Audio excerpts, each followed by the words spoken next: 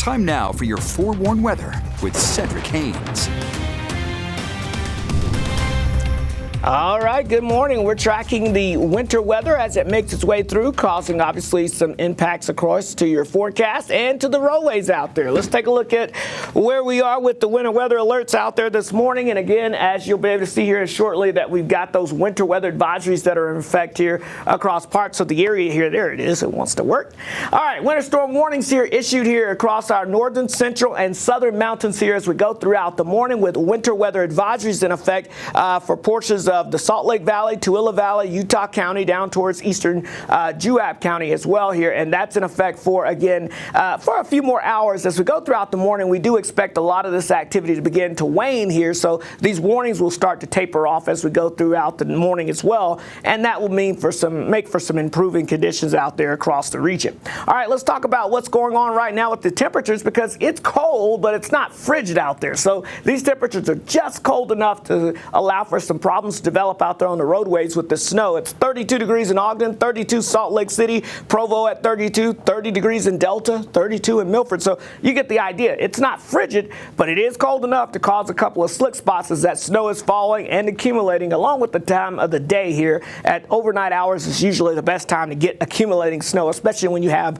borderline temperatures like that, and that's exactly what we're seeing out there for us. So as we take a look at what's going on, as we get you over to 4-1 radar, you'll be able to see central, southern sections mainly quiet this morning here when it comes to the snow. It's primarily focused across the northern third of the state here, and that's because we've got that northerly flow. We were talking about yesterday how the winds would shift out of the north and west, and that would help to lower those snow levels, and sure enough, they made their way right on down to the valley floors as expected, and that's why we're seeing that snow out there this morning. Now, we've got this northerly flow. It's beginning to break apart a little bit, so you can see the moisture not as widespread and solid as it was even a couple of hours ago here. So we're starting to see some improvements, but again, in some pockets, there are still some pockets of moderate to heavy snow that's still coming down, and that will be the case over the really through the morning commute before we start to see things quickly fading away as we get towards lunchtime. So we've got this low pressure moving by.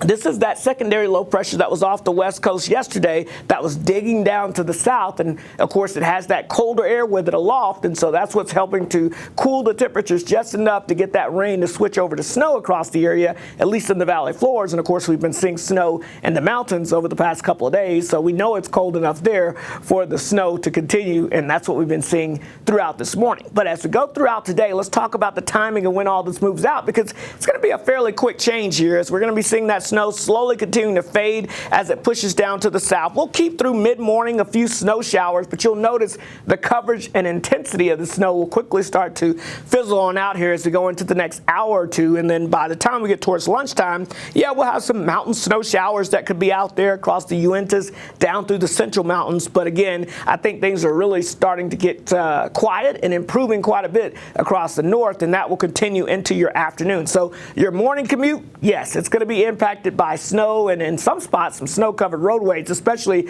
the side roads, and then the afternoon and evening commute will be just fine. We'll be well above freezing. We'll even have some peaks of sunshine out there.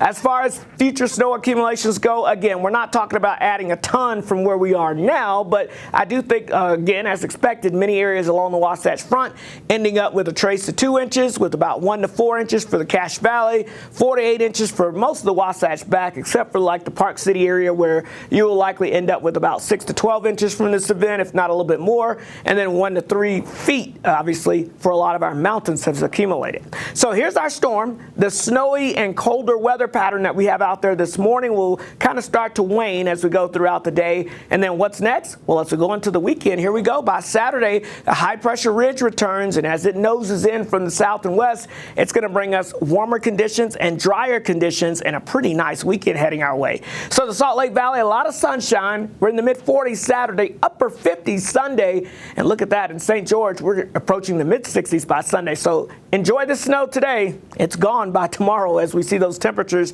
warming up. St. George, 50s to 60s to near 70 by Monday, but another atmospheric river event is looking on target by the end of next week here. So enjoy the calm weather this weekend after the snow this morning along the Wasatch Front, because we've got a similar weather pattern to this week coming up for us next week.